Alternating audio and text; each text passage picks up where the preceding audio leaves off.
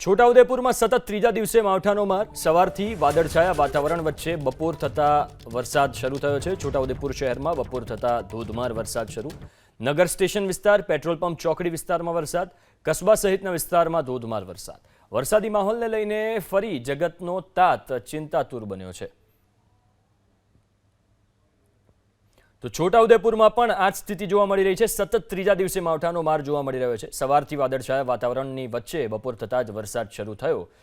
ધોધમાર વરસાદ શરૂ થયો છે। નગર સ્ટેશન વિસ્તાર, પેટ્રોલ પંપ ચોકડી વિસ્તારમાં વરસાદ છે। કસ્બા સહિતના વિસ્તારમાં ધોધમાર વરસાદ શરૂ થયો છે। વરસાદી માહોલને લઈને ખેડૂતોની હાલત ખૂબ જ કફોડી બની ગઈ છે। ખેડૂતોને સતત ચિંતા સતાવી રહી છે, કારણ કે પાક જે છે સતત નિષ્ફળ થઈ રહ્યો છે।